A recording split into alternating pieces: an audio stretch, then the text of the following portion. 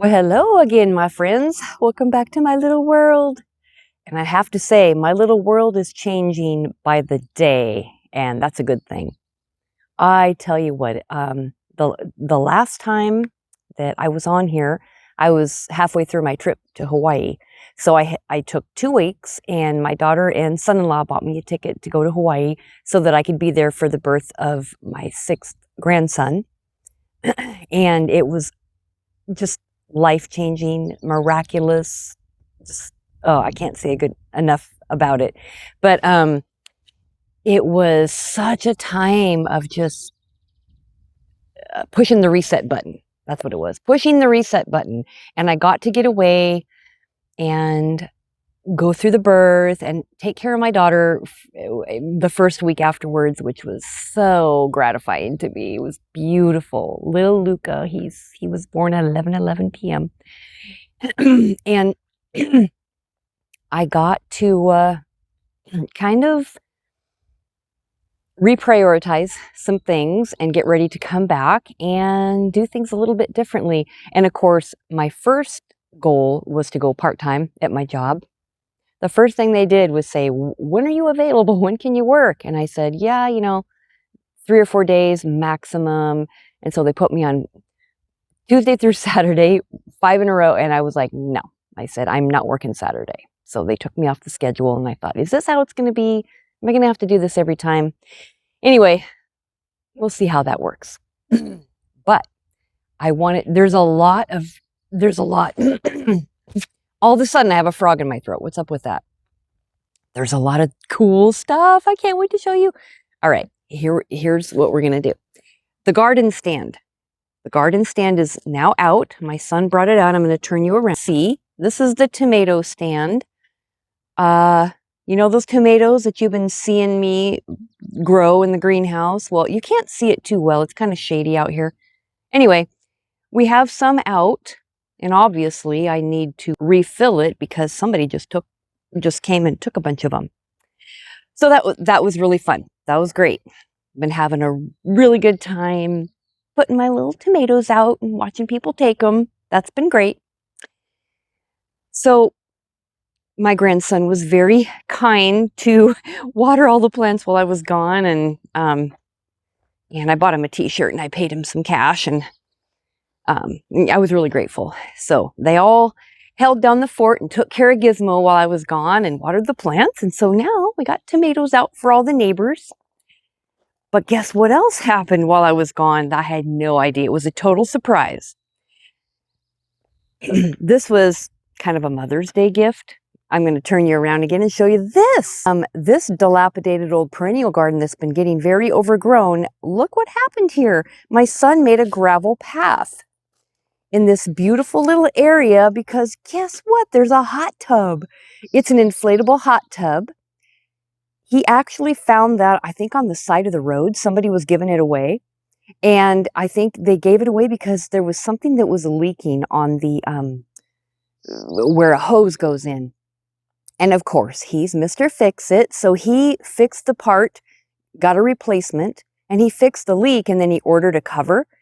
And that thing is such a dream. It's 102 degrees. So when you take the cover off, you turn the jets on, and it's heavenly. I went in it for the first time yesterday, and I just couldn't believe it. I said, yeah, good luck getting me out of this thing. It is amazing. So that was the second thing that I was really excited to come back home to. Yeah, and the first thing that I did when I got back, well, besides go to bed, oh my God, we got sick. I had gotten over a ear sinus and bronchitis thing a little while before I left, but while I was there, my grandson came home from school on a Friday sick, and then the next morning his dad woke up sick, and then the next morning, Mother's Day, I woke up sick. And I had to fly that night. I had to fly home on an overnight flight. I just let's just say miserable is the only way I can describe it. It was miserable. So I got home about 9 o'clock Monday morning, freezing cold, exhausted, sick. Sarah, my beautiful daughter-in-law, Sarah, my beautiful daughter-in-law, she shoved some food down me, grabbed a heating pad, put me in bed, and said, "See you later," and I slept, and it was freaking amazing, and now I feel great. And the flower garden, I had Gethsemane, and I may or may not have talked about Gethsemane before. They are a men's ministry based in Shelton, and they come out and they will do odd jobs and yard work and things for donations. And they are wonderful. So I had them come out and re-rototill, turn you around again, like to do. I had them re-rototill the flower garden and spread the fabric out. So we got that all put down, and then my son showed me how to burn the little holes. It's so fun. You take a little propane bottle with a torch and you just burn these little holes. It's really fun. It's super easy.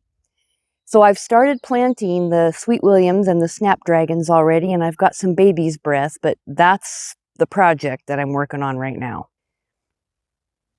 But now I have an incentive. If you get one row planted, you can go in the hot tub for 20 minutes. And then if you get another row planted, I tell myself you can go in the hot tub for another 20 minutes. Okay. And one more thing that I'm going to show you. Look at this mess I've got. I've been systematically taking everything out of the greenhouse because I got to get plants in the ground. And when the men's ministry came out and did the rototilling, they rototilled the spiral garden up for the second time. And they put the fabric back down so that it wouldn't grow back before I could get a chance to plant. I did put a little nasturtium in, and I put some tomatoes and some bush beans and lettuce in over there. And I have a bunch of other things that I need to put in, but look at all this stuff. There's my jasmine growing just so great. And I don't know if you can see it in there. Look at all this stuff. What am I going to do? I'm nuts. I'm just certifiably insane.